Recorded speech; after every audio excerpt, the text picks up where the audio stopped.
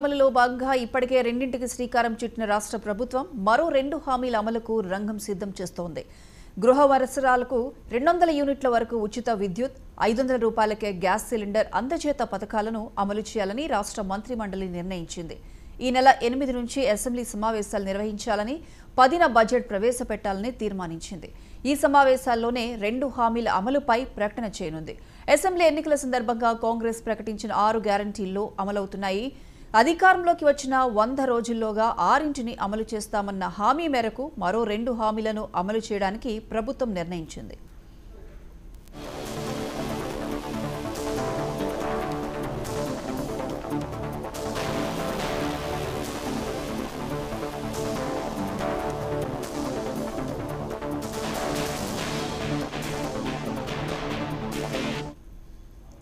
తెలంగాణ తల్లి విగ్రహ రూపం, రాష్ట్ర చిహ్నంలోనూ మార్పులు చేయాలని మంత్రివర్గం నిర్ణయించింది.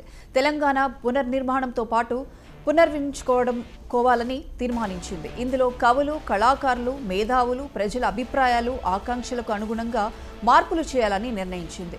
ప్రజాకవి అందశ్రీ రాసిన జయ జయ హే తెలంగాణ పాటను రాష్ట్ర అధికార గీతంగా చేస్తూ ఆమోదం తెలిపింది. తెలంగాణ ఉద్యమ కాలంలో ఉర్రూతలూగించి తెలంగాణ సమాజంలో అత్యంత ప్రజాదరణ పొందిన ఈ గీతానికి తగిన గౌరవం ఇవ్వాలని రాష్ట్ర ప్రభుత్వం నిర్ణయించింది.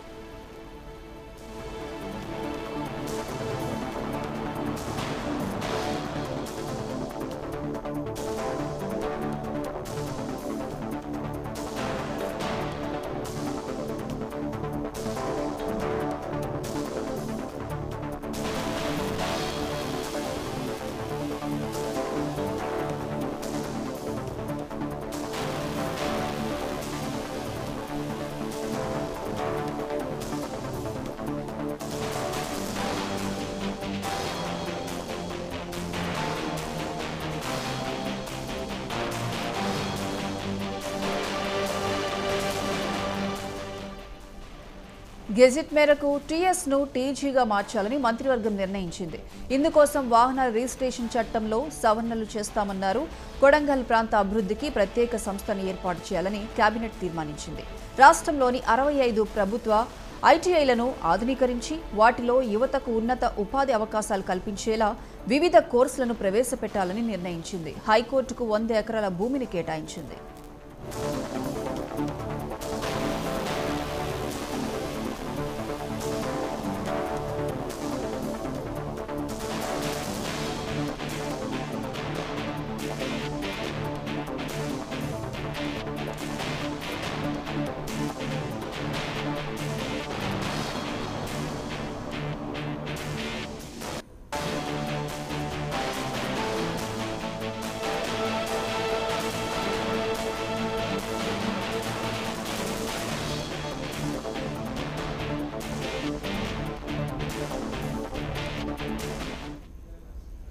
ఇక సత్ప్రవర్తన కలిగిన ఖైదీలకు న్యాయపరంగా క్షమాభిక్ష పెట్టడానికి చర్యలు చేపట్టాలని నిర్ణయించింది.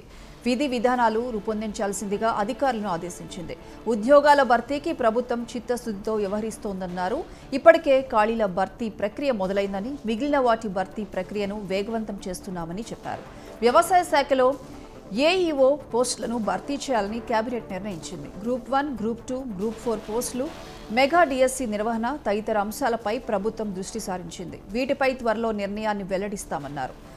నిజాం చక్కెర ఫ్యాక్టరీని పునరుద్ధరించాలని రాష్ట్ర ప్రభుత్వం నిర్ణయించింది.